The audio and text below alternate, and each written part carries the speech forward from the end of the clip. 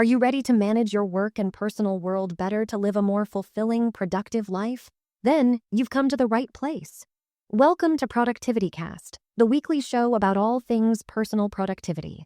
Here are your hosts, Sidney Smith and Augusto Pinaud, with Francis Wade and Art Gelwicks. Welcome back, everybody, to Productivity Cast, the weekly show about all things personal productivity. I'm Sidney Smith. I'm Augusto Pinaud. And I'm Francis Wade. Welcome, gentlemen, and welcome to our listeners to this episode of Productivity Cast. This week, we are going to be continuing our dive into the world of artificial intelligence, which I like to call smart software, with another episode in our series of the AI-powered professional. So today we're going to be focusing on research, and what I'm coining here is the AI researcher persona, and how these new tools are really transforming the process of learning and researching and knowledge work for us. We're moving to a place where we can understand retrieval as basically active knowledge synthesis. And we're going to be talking through some of the challenges that folks face with regard to information overload and otherwise. So let's first talk through the problems with research today. What do you find are the good or the positives around research today? And what are some of the problems that we experience? One of them we're going to talk about, which is information overload, but there are others that are out there. And then we can give that context color with regard to how we can use AI as a researcher to help us with that process or those problems. So what do you feel like are the primary problems today with research?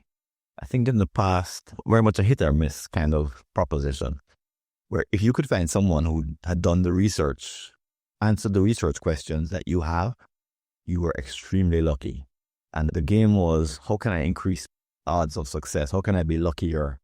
So that meant dwelling in places like ResearchGate, maybe at Academia.edu, yeah. But ResearchGate was my go-to. And for certain topics, especially the two that I specialize in, which are task management and strategic planning, I've pretty much got to the bottom of everything that I could find easily. It took a few years for each one, but I've sort of gotten to what I think is like the bottom, where I read what they have to say. And I've noticed sort of where all the faults are, why in neither field the research academics do is very useful in the real world. It's very esoteric, and it's made for the academics tend to write for each other and for journals and for advancement in their field. And they don't like to go into areas that are cross boundary. They don't like to mix and match different fields. They don't go into disciplinary. It makes a real mess of the nice, clean lines that they like to follow. And also don't like to go into areas that, if you become an expert in an area where there's no conferences and no journals, no chairs and no departments anywhere in the world. If you go into an area like that, you're sort of dooming yourself to obsolescence. So with those problems, it means that for the two areas that I'm interested in, there's not a lot of useful research there is to find. So finding something useful used to be a lucky proposition. And I would have to basically find someone who has enough experience in both areas to be able to do research in both areas so that they would have the questions. And finding that was like a needle in a haystack. So it's always been difficult in the two areas that I try to find research written on. It's always been an uphill struggle. I think it's important to make a distinction between professional researching processes and the non-professional one. I agree. In the professional researching, the impact of AI has been incredible, because now these people who say knows better when they're trying to search and look into information center was not available. When you go to the non-informal research, it's interesting because I feel that we used to have 3 levels of research: bad research, middle ground research, and good research. And now with the AI, we have gone and disappeared that middle, because people think that they can find the answer that they believe is legit. Doesn't matter if it's true or it's fake information or what it is. They can go pump into any of these agents, get an answer And because of that, people stop digging into, is this really legit? But when you think in the world of productivity, when the first book of David Allen came out, we were talking about 2001, it was hard to find the information. It was hard to find the principles behind, unless you have access to them. 25 years later, you can find a ton of information. The question now is, how do you know if that information is legit or not? And that's why I think that middle ground has disappeared. You have the people who go and do a prompt and get an answer and assume that the answer they're getting is the truth. Okay? And because of that, that's the stop of the research. Okay? So what was part of the issues 20 years ago is, okay, I want to research this topic and now I have 20 books. No, they just go, ask 2 questions, get what they think is the truth answer, and take that as a fact. Then you have the other level, that is the people who are going to get that and try to figure it out. Is this a fact? And they're going to try to dig out, or it's not a fact. And what is the fact? But what is interesting for me with AI is that middle ground, that guy who will get that fact and try to see, well, look legit or not legit, that disappeared. What I have seen is people getting the output that AI is giving them and taking them as a truth, as an absolute truth that is even more scarier. And I have seen this in academic settings. I have seen this in professional settings, okay, where people go, what is the obsolescence of this? Okay, and they ChatGPT that, get an answer, assuming that is that they never really dig to, hold on, did you want to the vendor? Did the ChatGPT was floating, that, and it happened wonderfully last week. My son is a baseball fan, so he was watching the baseball and he wanted to see the score, so he asked Madame A, and Madame A said, oh, the game has not started. It was time for the game to start. She said, that's true. The radio. Oh, and you got me in the line. And then give us whatever is for them has nothing to do with the reality. And it was a very moment of teaching opportunity because of that. If we will have the initial answer, what most people do is, oh, the game has not started. Okay, and you move on. But the reality is, no, the game had started. We were in the middle of the game, and there was a different score than what she was giving us on the third answer. Okay, and that is what most people don't notice when they go into this research. Okay, AI will give you an answer. The question is if that answer is actually the answer or not. When it really matters, right? Learning that the game is not trivial, maybe not to your son, but to the rest of the world, when it's... I will make sure to tell him that very thing, that when the game is on, is not trivial. You are going down, and that scale of people he likes, they're going down, my friends. The unfortunate part is if you say, hey, I just swallowed this mineral. Is it toxic to me if I'm on this type of medication? And all of a sudden, ChatGPT or otherwise will just confidently be like, no, you're going to be fine. And then, you will have some kind of health impact because of it. The reality here, though, is that humans have been doing this on a slower speed than AI for forever, right? I mean, we make just as many mistakes.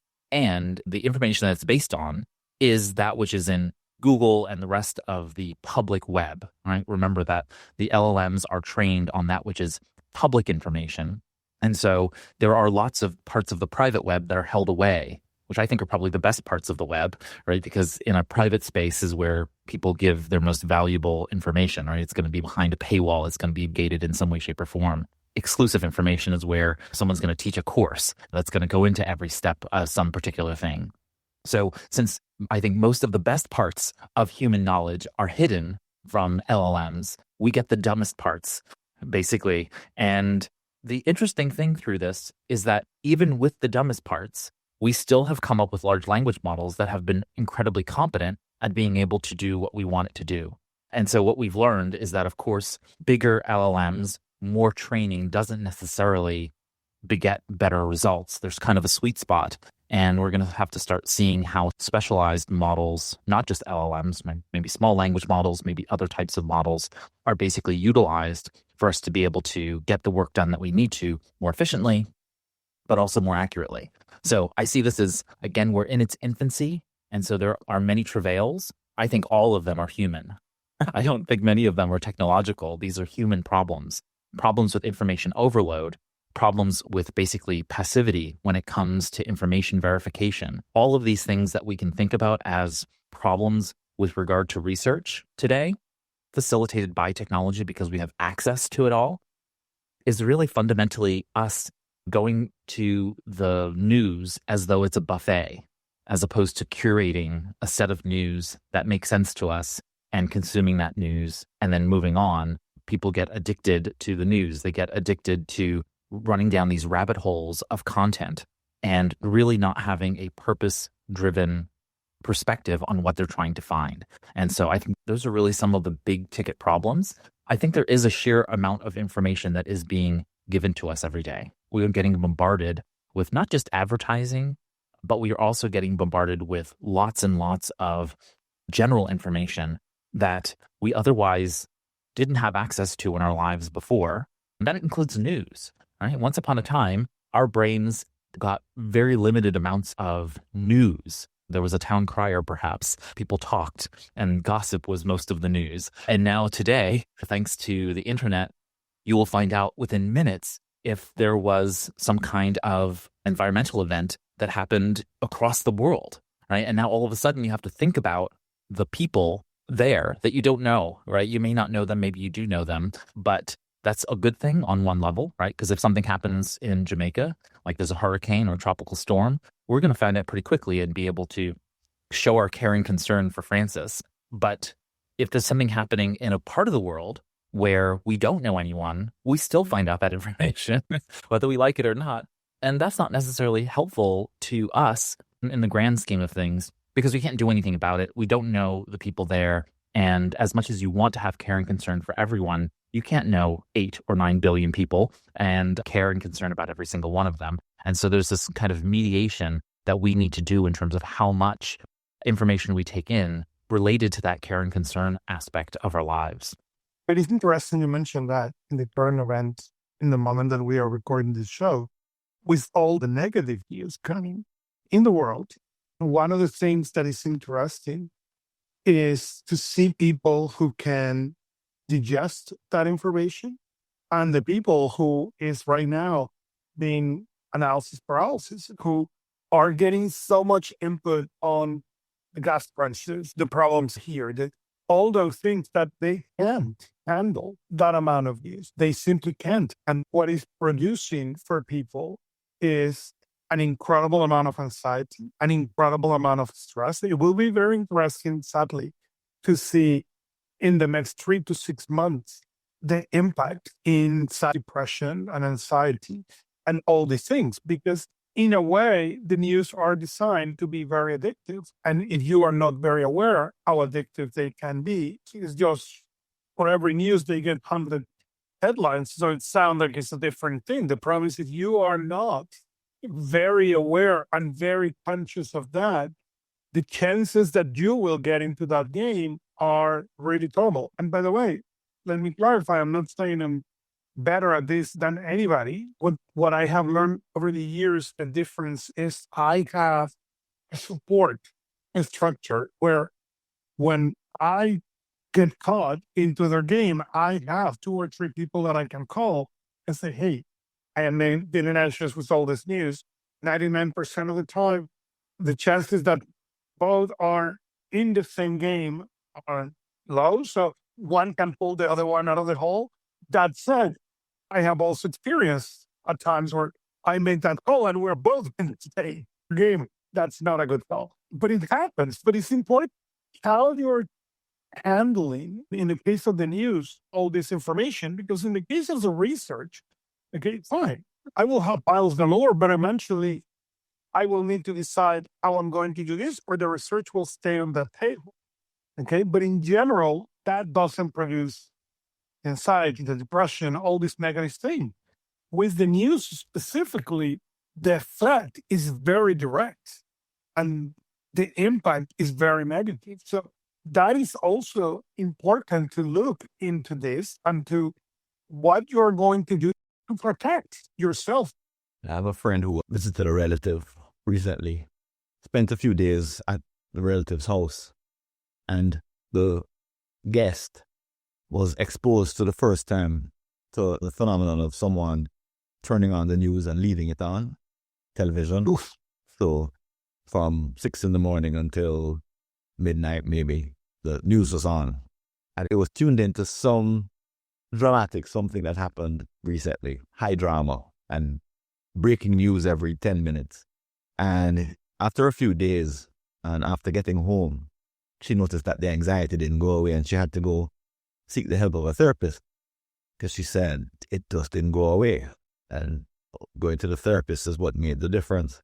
And I think in conjunction with what we're learning about the addictive nature of social media, that Facebook and Google that recently were, or TikTok, one of them, two of them, or recently. It was Meta and Google. They just lost the case. Meta lost the case because they've been fine-tuning their networks to grab people's attention and becoming really, really good at it. It's been having a knock-on effect on people's lives that they've not been willing to, sort of own and say, yes, we've been cranking up, the propensity of people to watch our stuff because we make more money that way. And if there's a byproduct, there's some blowback or there's some collateral damage, then, oh well. So it strikes me that it's not so much about research in the sense that I'm looking for answers. It's more about today. It's also about managing your environment so that the unwanted information presented in an unwanted way through an unwanted or an unnoticed channel, put it that way, that you're now managing a little private ecosystem that used to be quiet, is no longer quiet, which means that you need to be actively constructing your ecosystem wherever you go. Because if she had brought her habit of not listening to the news with her to the visit, and when she noticed that the host was turning on the news almost 24/7, and if she had said, this is kind of like toxic. I don't know how to say this kind of things without a language for it. She could have said, this is toxic for me. I'm going to have to go somewhere else and just put something into my space that is harmful for me. It's kind of like smoking. If you're visiting a friend who's smoking, there's a passive smoke. So this is becoming a problem of that nature. And kudos to her that she noticed it and she did something about it. But, think of what's happening all over the world right now is that we have a lot of very catchy bad news that's being spread through all these new channels 24/7 if we want it. We're not used to managing it the way that we used to. We don't know to bring this level of awareness. And even if we're aware, we're not used to enforcing these kinds of boundaries with a Meta or a Google, in which we refuse to participate at some level in their objective and we pursue our own objectives. So beyond the research, I don't even think information overload is a good name for it anymore, Ray. I think this is beyond what we used to call information overload, so that you get into too much things and you want to read them, but you can't.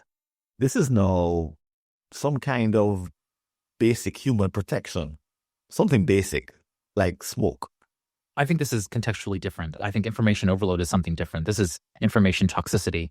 And you are dealing with a level of toxicity here that it doesn't matter how much volume of information, toxic information is toxic information. And whether it's negative news, hyperbolic news, all of those kinds of things, I believe that there are just functionally, like The Onion is fake news. It's a humor website. Otherwise, I don't really believe in the concept.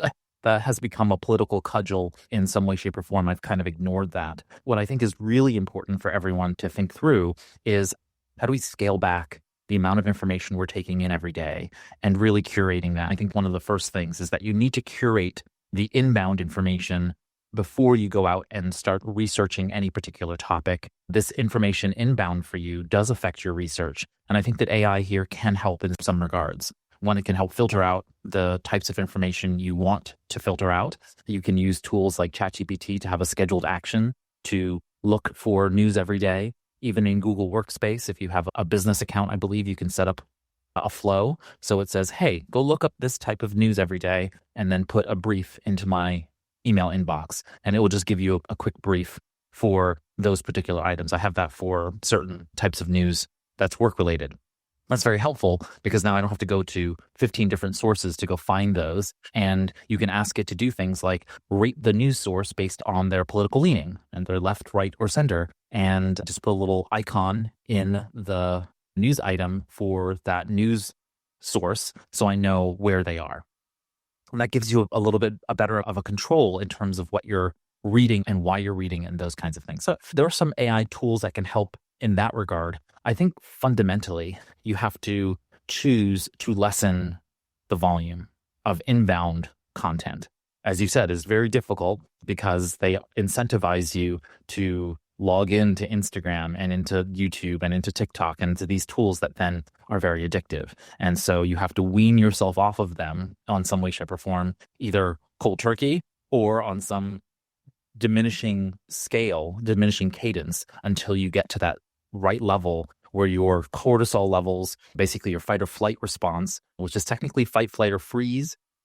Freeze is actually one of the most dangerous for humans, certainly in the context of productivity, because fight or flight, you're actually doing something, at least you're expending energy. Freeze is that procrastination response or inertia to do something that is positive for you.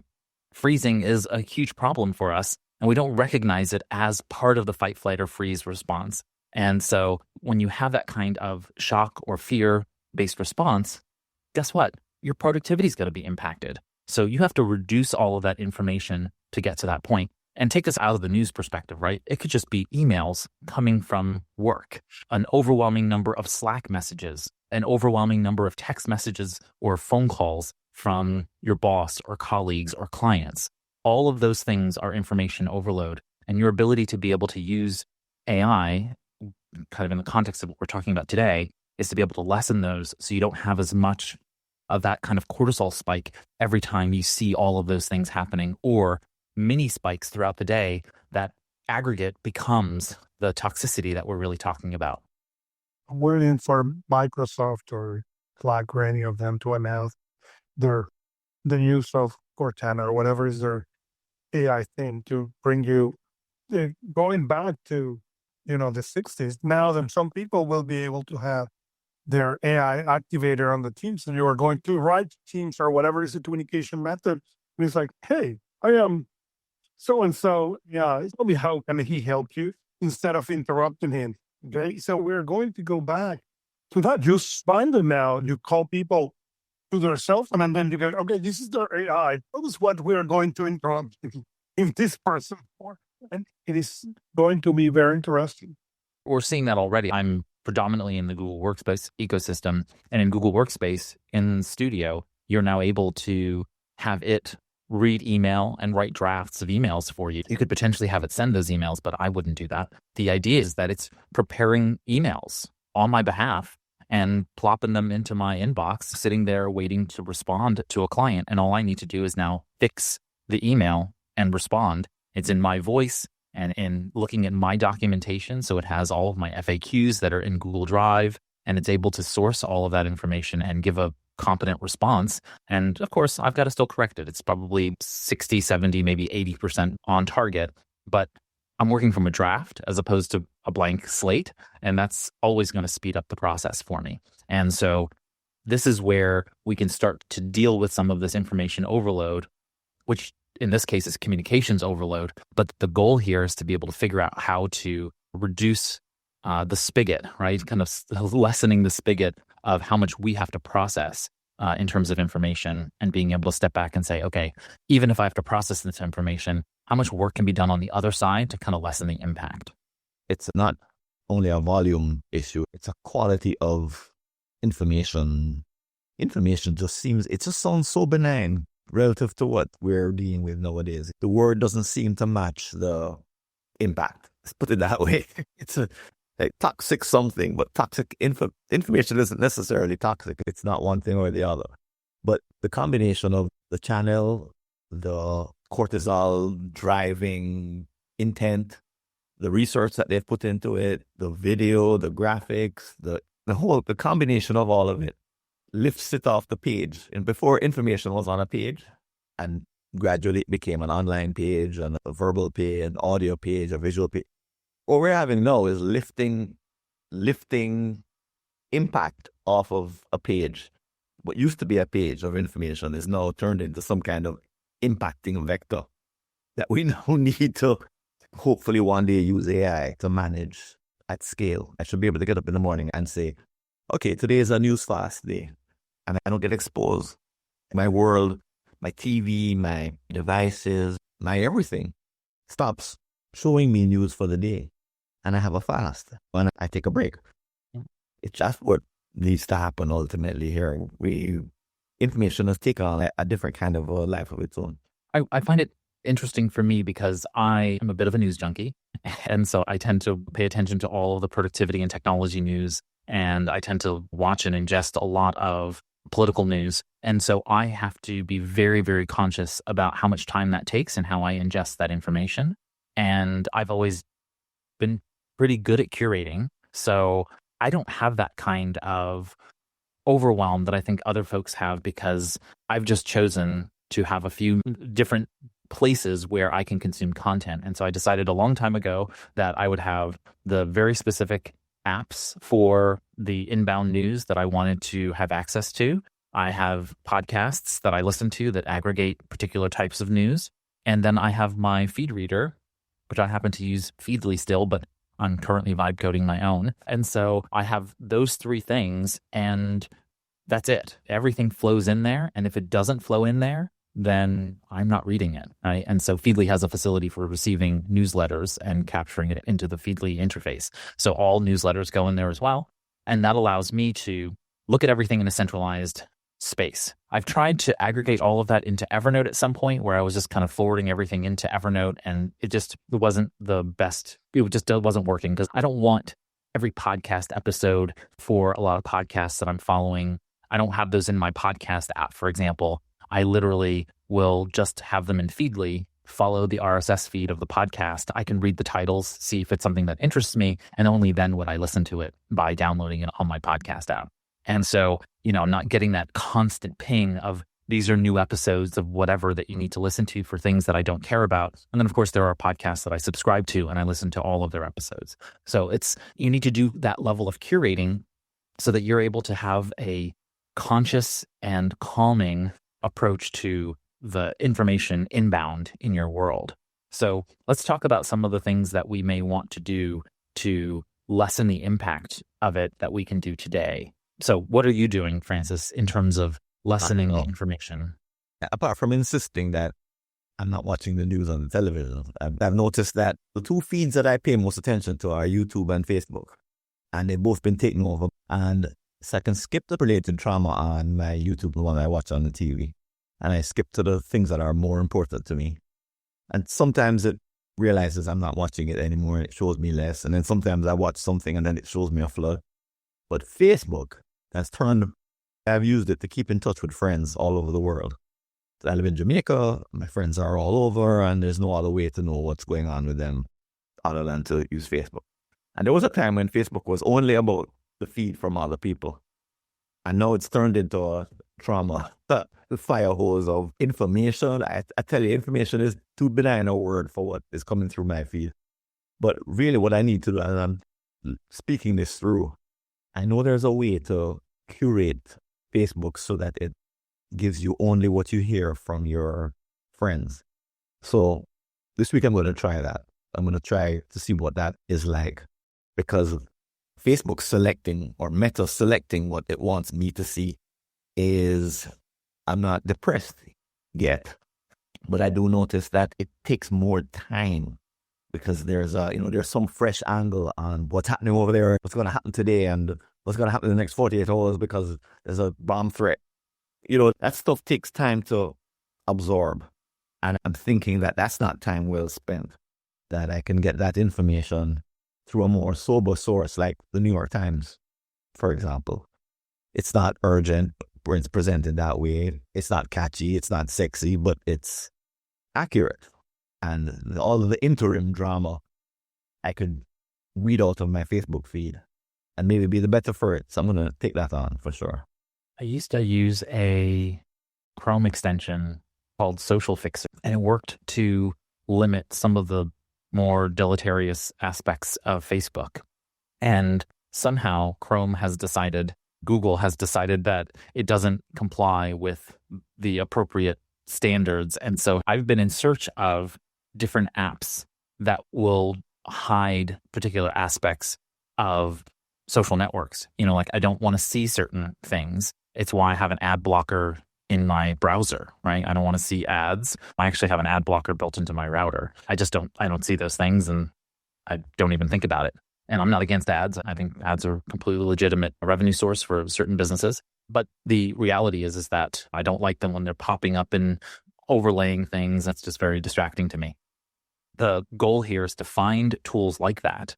I would highly recommend you look for Social Fixer. I'm sure it's still out there, and perhaps it works in other browsers. So you can try them for Firefox and Safari and Opera and other browsers like Edge and see if they work. But I know that for Chrome, it uninstalled it for me on Chrome, and which is very, very unfortunate. But there are others out there like that. So you can at least start in the browser so that you can control your interactions on social networks, and then go to your email, which is going to be kind of your next piece there. And now inside your email, you have tools like Gmail has Gemini inside of your email, and it can start helping you process those emails faster. But also you just have a manage subscriptions button in the sidebar of Gmail, such that you can now go in and just unsubscribe from newsletters with the check of a button right there in the interface. So it's making some of these things much more facilitated,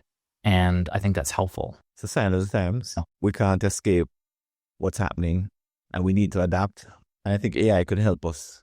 This is one case where AI could help us to manage the total volume. And I haven't seen anything really powerful to really help us to do it yet. Final words. It is interesting because it's a sign of the times. And at the risk of getting old, I thought that we were going to get better, more technology, more access. And yes, we are getting more. The problem is we are getting more of this low, we are still in the moment where this needs to crack. So some of that low level information really disappear, and we get into good information. Because what we are seeing right now is volume, not necessarily good information. And I don't know if we're going to see it. It is really going to be a personal decision, as you said, how I'm going to learn to use these tools to procure from certain information and from certain places. You mentioned earlier in the show, The Onion, and The Onion used to be a nice place to go for, the laugh. And now with the reality, it's kind of challenging to laugh at some of them because, the reality is sadder than what they are trying to mock. And that is happening with the real news. As Francis said, we have these people who are connected to this run of news, almost 24/7. All the time they're up, they have this TV thing. And my concern from the productivity perspective is, how aware are you of this? And how aware are you of the impact that this is having for you? And what I have found in some of the people I work with is they are not necessarily aware. They are in the loop and they feel productive. Being busy doesn't mean that you are productive. Now we are just busy, but they are not necessarily getting done what is critical, what is important. And to even a worse extent, we are relying on these artificial intelligence tools to find that answer of what is important. Telling me, try to get AI to tell you what is going to be important. But I'm not saying that AI cannot support this. Of course it can.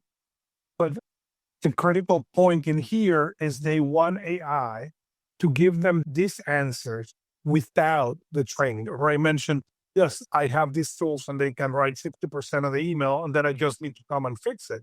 But it used my voice. I set up that is a completely different use of AI when you train AI to work with the rules of engagement that you define than what I have seen on most people. That is, the untrained AI gets them the appropriate answer and direction. Yeah, I think this is one of those cases where we're going to continually fight this process, especially as we get more AI involved in the content creation, because now you're going to get more information by volume because the AI can produce more content. And at the same time, we then need to combat it with AI to be able to lessen that on the other side. And that really takes what you talked about, Augusto, which is this kind of active process that's required. I mean, it took me several hours to get that prompt to work properly so that when it filters out the emails and writes them for me, it is effective. And that's the kind of work and energy you need to put in to just make one, automation work really well. And most people are not really willing to put in that time and energy. And I think you listeners are likely the people willing to do so. You're already curating content in a particular way because you're listening to podcasts. And so that's one way that you can curate and lessen the noise from the signal. And so we'll pick up in the next episode and we'll continue talking about more on the research side of things and how we can actually go out there and effectively look for information so that we're finding the information that we want, and we can then collect it and manage it in better ways. Thank you, gentlemen, for this conversation. While we are at the end of our discussion, the conversation doesn't stop here. If you have a question or comment about what we've discussed during this cast, please visit our episode page on productivitycast.net. They're on the podcast website. At the bottom of the page, feel free to leave a comment or question. We read and respond to comments and questions there. As well, you are invited to join our listeners group inside Personal Productivity Club, a digital community for personal productivity enthusiasts that I host, where you can interact with the Productivity Cast team directly. To join for free, visit productivitycast.net/community, and you can get started there. By the way, to get to any Productivity Cast episode fast, simply add the 3-digit episode number to the end of productivitycast.net/. So, episode 100 would be productivitycast.net/100. Episode 101 would be productivitycast.net/101, and so on. On productivitycast.net, on each episode page, you'll find the show notes, so links to anything we've discussed are easily jumped to from there, along with text transcripts to read and download. If this is your first time with us, please consider adding us to your favorite podcast app. If you click on the subscribe tab on productivitycast.net, you'll see the instructions to subscribe and or follow us and get episodes downloaded for free every time a new one comes out. If you enjoyed spending time listening and learning with us today, it'd be a great help to us if you added a rating or review in Apple Podcasts or your podcast app if it has a rating and or review feature. Your compliments motivate us and they help us grow our personal productivity listening community. Thank you to those who have left reviews. We've seen them and appreciate all the feedback. Keep them coming. If you have a topic or question about personal productivity you'd like us to discuss on a future cast, please visit productivitycast.net/contact. You can leave a voice recorded message or type a message into the message box, and maybe we'll use it as a future episode topic. I want to express my thanks to Augusto Pinaud, Francis Wade, and Art Gelwicks for joining me here on ProductivityCast each week. You can learn more about them and their work by visiting productivitycast.net and visiting the About page. I'm Sidney Smith, and on behalf of all of us here at ProductivityCast, here's to your productive life. That's it for this episode of Productivity Cast, the weekly show about all things personal productivity, with your hosts, Sidney Smith and Augusto Pinaud, with Francis Wade and Art Gelwicks.